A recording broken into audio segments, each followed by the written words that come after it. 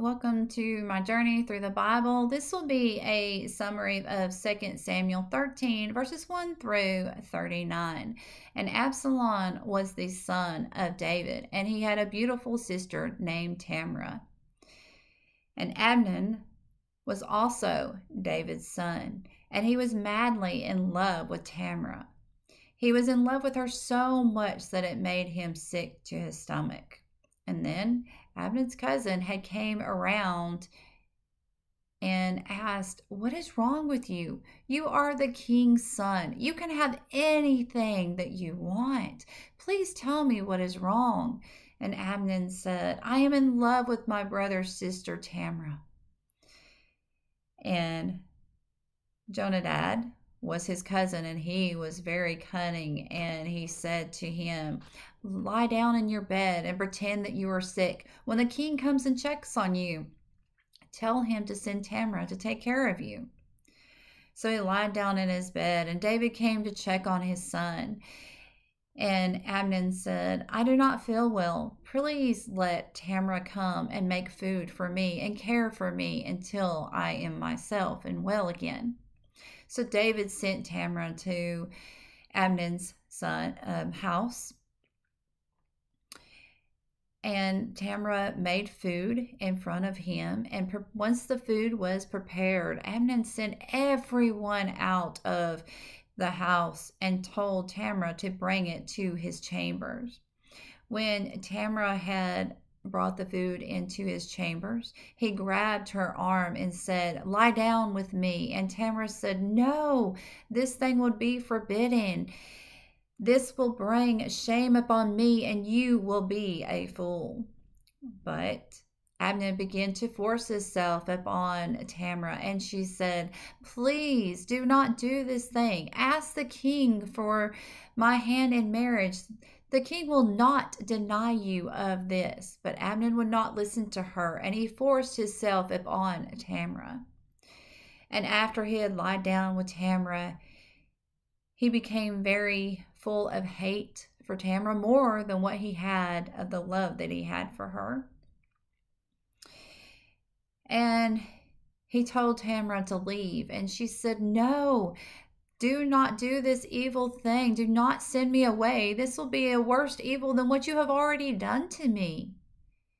But Amnon called his servants and said, "Put this woman out of my house and bolt the doors behind me." And the servants put Tamar out of the house and bolted the doors. Now Tamar's garment was very divine colors because she was a king's daughter.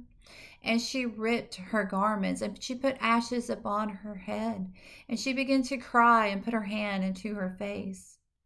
And Absalom had came along and asked Tamar if Amnon had been with her.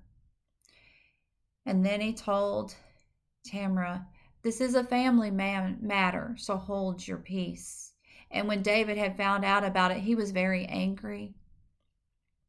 And Absalom did not say anything good or bad to Amnon about him forcing himself on his sister Tamar.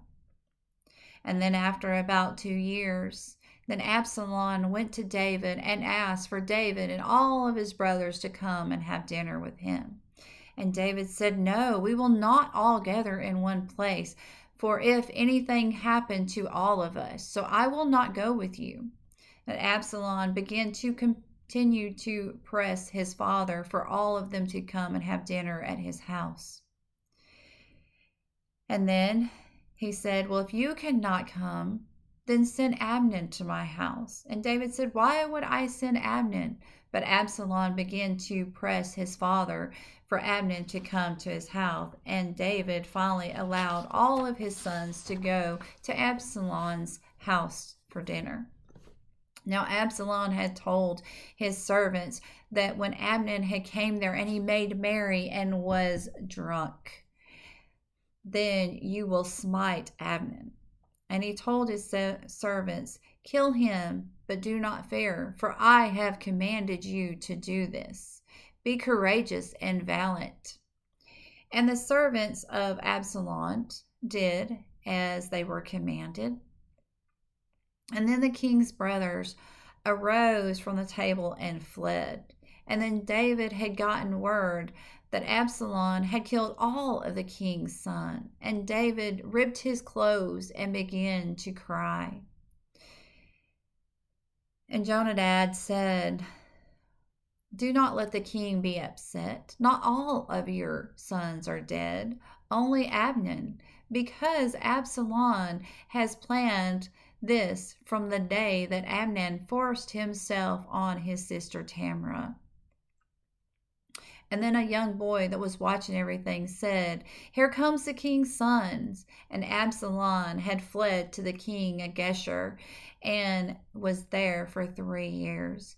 And David mourned for his son Amnon, and he also longed to see his son Absalom. May God be with you in everything and in every way.